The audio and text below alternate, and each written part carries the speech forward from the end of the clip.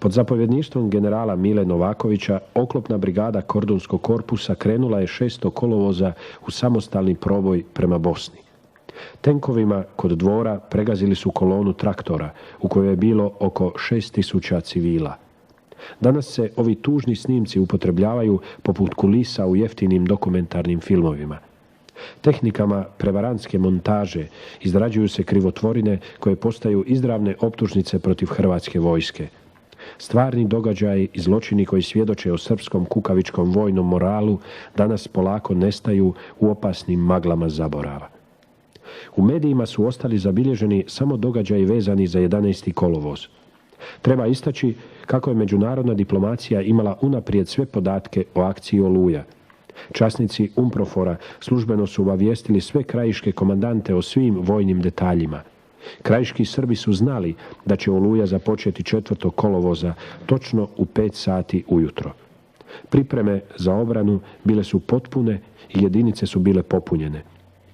Svaka srpska postrojba imala je osiguranu logistiku za mjesec dana samostalnog ratovanja. U okruženju ostao je cijeli Kordunski korpus sa 35.000 civila. To su bili teroristi ili četnici čije smo sudbine pratili tijekom ovog filma, te članovi njihovih obitelji. Predaju je izvršavao Tošo Pajić, odgovoran za svaki ratni zločin kojeg je Martićeva milicija napravila na području Banovine i Korduna.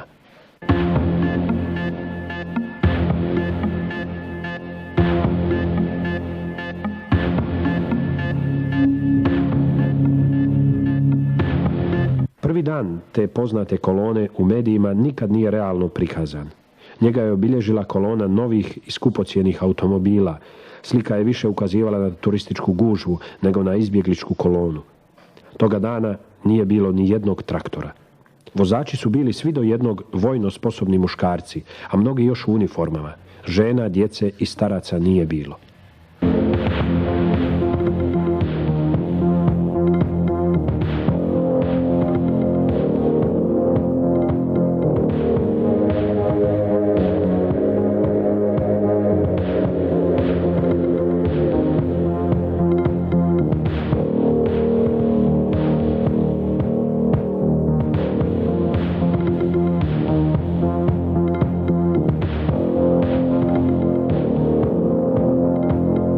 Takva bizarna situacija, nažalost, ali shvatljivo, isprovocirala je nekog anonimnog građanina Hrvatske i on je bacio prvi kamen na vjetrobran luksuznog automobila i na vozača u kojem je prepoznao možda ubojicu svoje obitelji.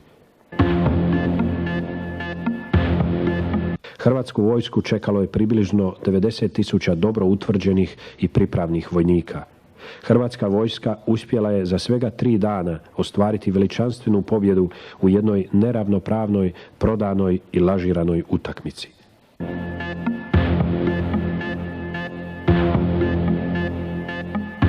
Noć pada, a u vozilima su dojučerašnji teroristi. Drugi dan pojavili su se traktori, ali i nadalje vozači su bili očigledno bivši teroristi i ove slike ne mame suze. Iz tih razloga ni drugi dan kolone se ne objavljuje u medijima. Taj dan je bio oblačan i hladan i nije se okupilo mnogo znatiželjnika. Nije bilo ni značajnih incidenata, nije bilo više ni skupih automobila. Na red za bijeg došla je srednja četnička klasa.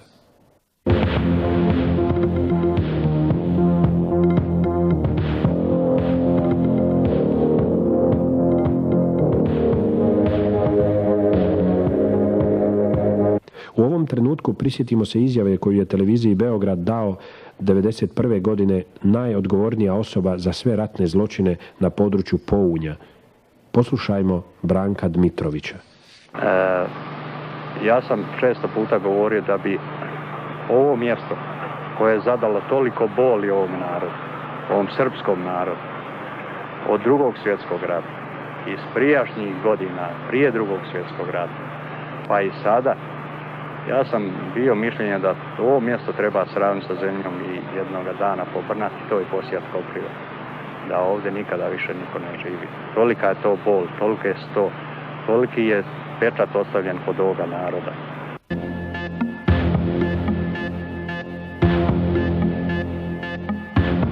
I mislim da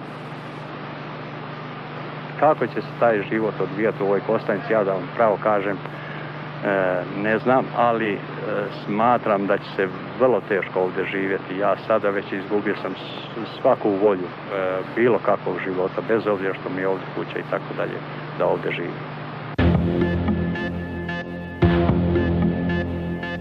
Noć pada, a u vozilima su dojučerašnji teroristi. Svanuo je i taj dan 3. Bilo je sunčano i toplo vrijeme, došlo je mnoštvo znatiželjnika. Dojučerašnji teroristi bili su već u Beogradu.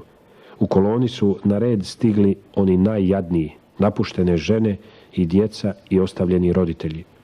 U nastaloj gužvi dogodilo se nekoliko manjih incidenata i baš ti snimci tog 3. dana kolone jedino se pojavljuju u medijima. Svega nekoliko dana ranije sinovi ovih osoba starije životne dobi sijali su smrt planirajući napasti i Zadar i Gospić i Viroviticu. Vjerovali su do zadnjeg trenutka u san o velikoj Srbiji. Nek odjavna špica ovog filma bude opomena svima onima koji su sudjelovali u agresiji na Republiku Hrvatsku, a danas se više ničega ne sećaju.